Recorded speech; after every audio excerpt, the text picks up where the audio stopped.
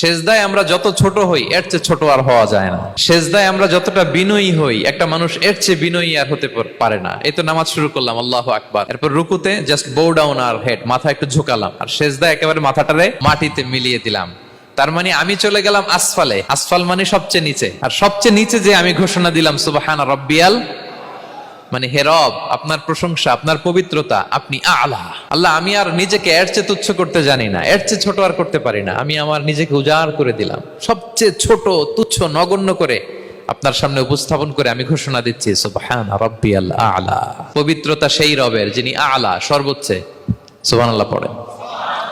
তাহলে সিগনিফিকেন্সটা বুঝতে পারছেন কেন বিষ্ণু ইসলাম এটা পড়তেন সুবহানা রাব্বিয়াল আলা? কারণ আমি থাকি সবচেয়ে আসফালে, নিচে, আর তখন আমি ঘোষণা দেই glory be to Allah the most high, the most high, the most high আলা। আল্লাহ, আমি একেবারে নিচে কিন্তু তুমি হচ্ছে আলা।